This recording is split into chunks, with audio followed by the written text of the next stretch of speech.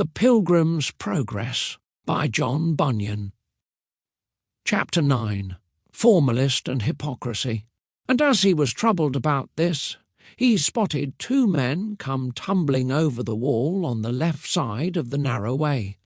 They soon caught up to Christian and entered into conversation with him. The name of the one was Formalist, and the name of the other Hypocrisy.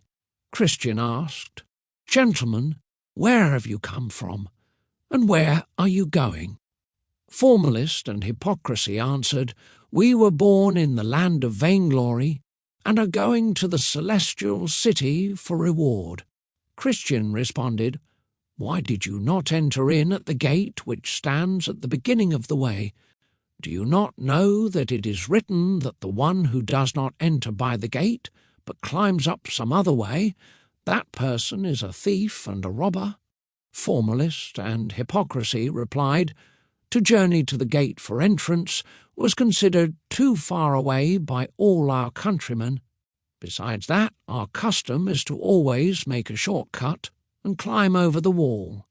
Christian questioned, "But will it not be counted a trespass against the lord of the city where we are going, to thus violate his revealed will?"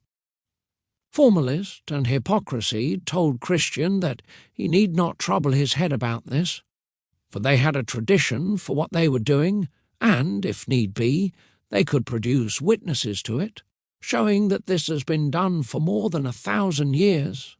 "But," Christian said, "will your practice stand a trial at law?"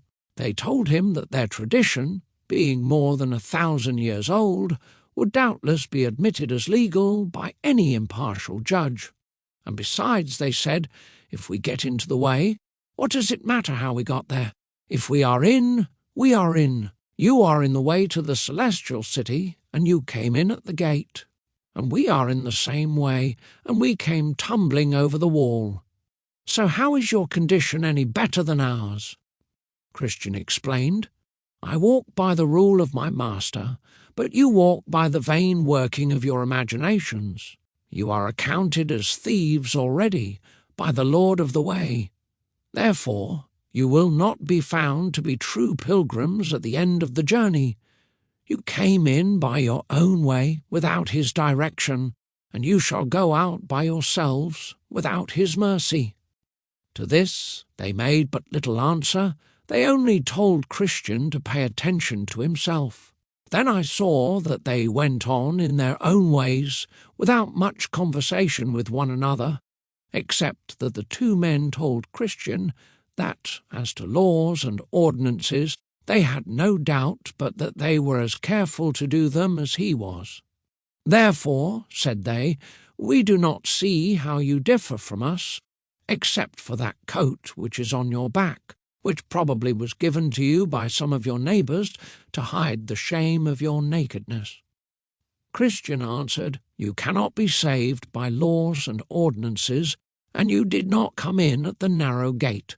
And as for this coat which is on my back, it was given to me by the Lord of the place where I am going, and just as you say, to cover my nakedness. I take this as a token of his kindness to me, for I had nothing but rags before. With this I comfort myself as I go. Surely, when I come to the gate of the celestial city, the Lord will recognize me, since I have his coat on my back, a coat which he gave me on the day when he stripped me of my rags.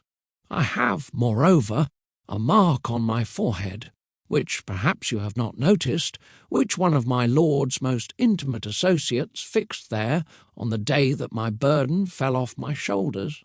I tell you, furthermore, that I was then given a sealed scroll to comfort me by reading it as I travel along the way. I was also told to turn it in at the celestial gate as my authorization to enter. But you lack all of these things, since you did not enter in at the narrow gate." To this they gave him no answer. They only looked at each other and laughed. Then I saw that they went on, and that Christian walked on ahead, no longer talking to Formalist and Hypocrisy. He would ponder to himself, sometimes sighing and sometimes content. Also, He would be often reading in the scroll that one of the Shining Ones had given him, which gave him refreshment.